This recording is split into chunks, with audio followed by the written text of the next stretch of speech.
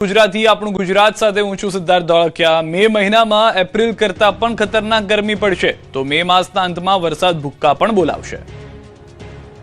ગુજરાતમાં 2-3 દિવસથી ગરમીનો પ્રકોપ ઘટ્યો છે। રાજકોટને બાદ કરતા મોટાભાગના શહેરોમાં તાપમાનનો પારો 42 ડિગ્રીથી નીચે ઉતરી ગયો છે, જેથી લોકોને ગરમીથી રાહત મળી છે। રાત્રે પણ ગરમ પવન ફૂંકાતા હતા તે હવે બંધ થઈ ગયા છે। ત્યારે હવામાન વિભાગે આગાહી કરી છે કે આગામી 48 કલાક બાદ હજુ વધુ ગરમીથી રાહત મળશે। પવનની દિશા બદલાતા તાપમાન ઘટશે, 2 થી 3 ડિગ્રી તાપમાન घटी શકે। अधिकतम तापमान है अगले 48 घंटों तक कोई बड़ा बदलाव नहीं रहेगा, लेकिन उसके आगे धीरे धीरे तापमान में गिरावट होगी 2 से 3 डिग्री सेंटीग्रेड।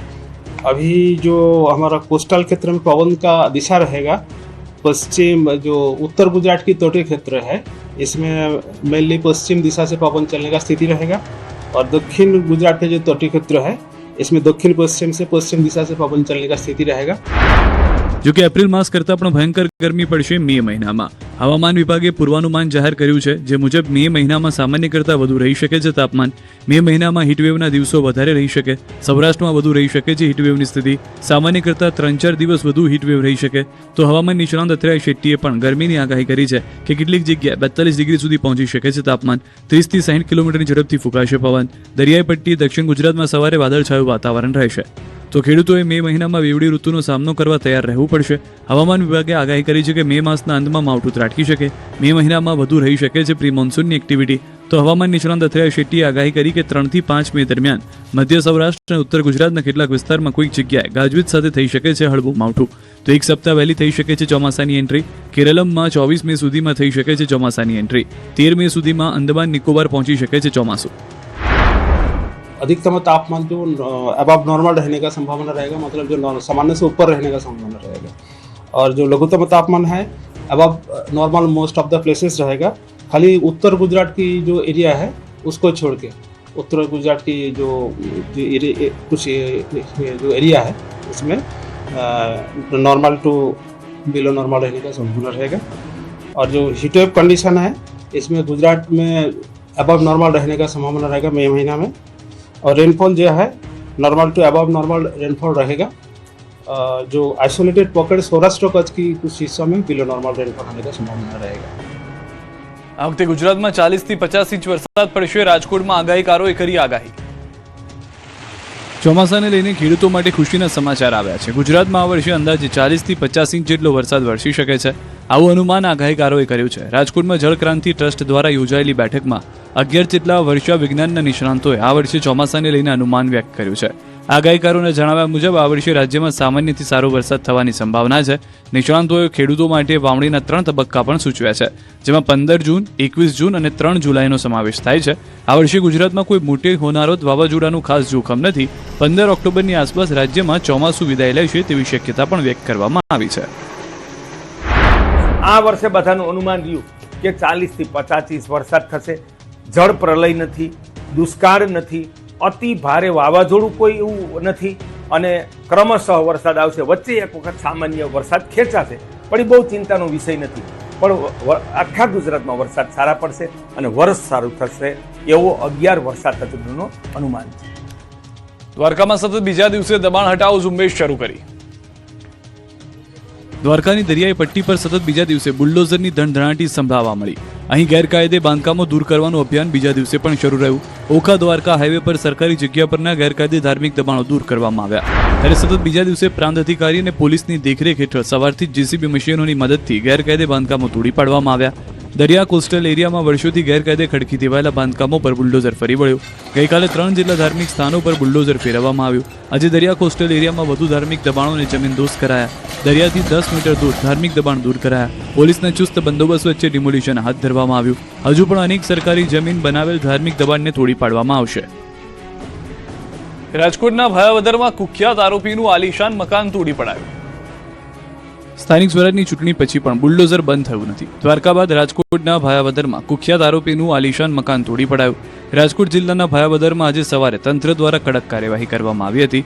પોલીસના ચુસ્ત બંદોબસ્ત વચ્ચે મામલતદારની હાજરીમાં આજે 1 મે સવારથી આરોપીના ગેરકાયદે બંગલા પર બુલડોઝર ફેરવી દેવાની કામગીરી હાથ ધરવામાં આવી હતી। લાંબા સમયથી ગુનાખોરી સાથે સંકળાયેલા એક કુખ્યાત આરોપીના ગેરકાયદે બાંધકામને જમીનદોસ્ત કરી દેવામાં આવ્યું હતું। શરીર સંબંધી 13 જેટલા ગુનામાં સંડોવાયેલા કુખ્યાત આરોપી અલી મહમદ તૈયબ શેઠાનું આલીશાન મકાન તોડી પાડવામાં આવ્યું। આરોપી દ્વારા 300 ચોરસ વાર જગ્યામાં આ ગેરકાયદે બંગલો બનાવવામાં આવ્યો હતો, જેની અંદાજિત કિંમત રૂપિયા 1 કરોડ આંકવામાં આવી રહી છે.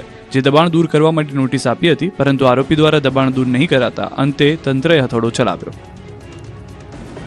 ભુજમાં કાર ચાલકે બાળકને ફૂટબોલની માફક હવામાં ઉછાળ્યો તો સુરેન્દ્રનગરમાં ટ્રક પાછળ ટેન્કર અથડાતા ગમખ્વાર અકસ્માત સર્જાયો.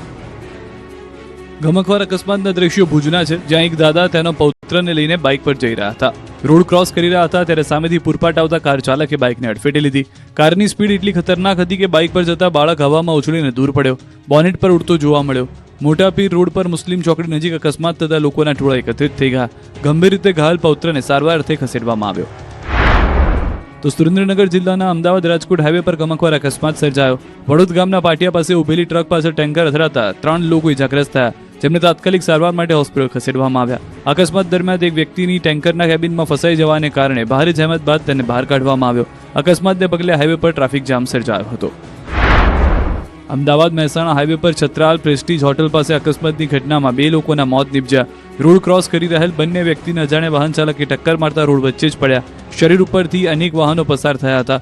ઘટનાની જાણ બાદ હાઈવે રોડ પેટ્રોલિંગ ટીમ અને છત્રાલ પોલીસને જાણ થતાં ઘટના સ્થળે પહોંચી બંનેની બોડી હટાવવાની કામગીરી કરી હતી. ધરમપુરમાં પૂરપાટ જતી ટ્રક ખાડીમાં ખાબકી. વલસાડ જિલ્લાના ધરમપુર નાના પોંઢા માર્ગ પર બ્રિજ પર પુલ પરથી એક ટ્રક નીચે ખાડીમાં ખાબકી ગયો. આ ઘટનામાં ટ્રક ચાલકને ગંભીર ઈજા થઈ. વાપી શામળાજી હાઈવે પર આવેલા ધરમપુર નાના પોંઢા માર્ગ પર લાકડમાળ ગામ નજીક આવેલી ખાડીના પુલ પરથી એક ટ્રક પૂર ઝડપે પસાર થઈ રહ્યો હતો, ત્યારે આ અચાનક જ ટ્રક ચાલકે સ્ટીયરિંગ પરથી કાબુ ગુમાવતા ટ્રક પુલની સેફટી દિવાલ કૂદી અને નીચેથી પસાર થતી ખાડીમાં ખાબકી. આ ઘટનામાં ટ્રક નીચે શીર્ષાવસ્થામાં જ ખાડીમાં પટકાતા ટ્રકમાં સવાર ચાલક કેબિનમાં દબાઈ જતા ગંભીર ઈજા થઈ. ઘટનાની જાણ થતાં આજુબાજુના લોકો પણ તાત્કાલિક દોડી આવ્યા અને ઈજાગ્રસ્ત ચાલકને સારવાર માટે હોસ્પિટલ ખસેડવામાં આવ્યો. બનાવની જાણ થતાં જ પોલીસ સ્થળ પર પહોંચી. પ્રાથમિક તપાસમાં આ ટ્રક નંદેસરીથી કુરકુંભ જઈ રહ્યા હતી, તે દરમિયાન આ ઘટના બની હોવાની જાણકારી. અમદાવાદના નારોલમાં લગ્નમાં થયું ધીંગાણું, લાકડીઓ અને દંડા વડે મારામારી. ગુજરાતમાં ગુંડા રાજનું સ્થાપન થયું હોય તે આ તસવીરો પુરાવા છે. માત્ર શહેરના નામ બદલાઈ રહ્યા છે, પરંતુ ગુંડાઓના કામ તો એક સમાન જ છે. શહેર ટપોરીઓએ એવું માથું ઉચક્યું છે કે પોલીસનો પણ ખોફ નથી રહ્યો. જાણે ગુજરાત, યુપી, બિહાર જેવું ક્રાઇમ કેપિટલ રાજ્ય બની ગયું હોય તેવું ચિત્ર ઉપસી આવ્યું છે. એમાં પણ અમદાવાદ શહેરના પૂર્વ વિસ્તારમાં મારામારીના બનાવો દિન પ્રતિદિન વધી રહ્યા છે. જાહેરમાં લાકડી, દંડા અને છરી વડે મારવું સામાન્ય બાબત બની ગઈ છે. નારોલ વિસ્તારમાં કર્ણાવતી ચોક નજીક બાગે શિફા રો હાઉસ ખાતે લગ્ન પ્રસંગમાં સામાન્ય અકસ્માતની ઘટના વચ્ચે પડતા મારામારી થઈ હતી. મહિલા અને તેના પતિ અન્ય સાગરીતો સાથે આવી સ્થાનિક મહિલા તેમજ તેના પાડોશીઓ સાથે મારામારી કરી હતી. પોલીસને જાણ કરવામાં આવતા નારોલ પોલીસની ગાડી ઘટના સ્થળ પર પહોંચી હતી. પોલીસની હાજરીમાં જ અસામાજિક તત્વોએ લાકડી અને દંડા લઈને વધુ મારવા જતા હતા. જોકે પોલીસે તેમને અટકાવ્યા અને ત્યારબાદ સમગ્ર મામલો નારોલ પોલીસે બંને પક્ષો અંગેની ફરિયાદ લઈ વધુ તપાસ શરૂ કરી છે. સુરતમાં હવસખોરો બેફામ થઈ ગયા છે. 2 દિવસમાં 6 થી વધુ ઘટનાઓ બની.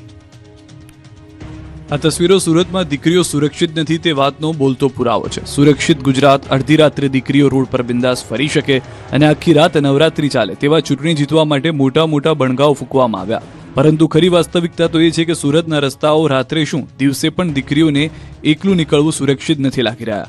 હવસના પૂજારીઓ માં દુર્ગા સમાન દીકરીઓને થોડા દિવસે અડપલા કરી પોતાની વિકૃત માનસિકતાને છતી કરી રહ્યા છે. પોલીસ માત્ર મુખ પ્રેક્ષક બનીને લોકોને સલામતીના ઠાલા વચનો આપી રહી છે. જેની વચ્ચે સુરતના રૂરતમપુરા વિસ્તારમાં એક હવસખોરે મહિલાની છેડતી કરતા મહિલાઓ વિફરી હતી.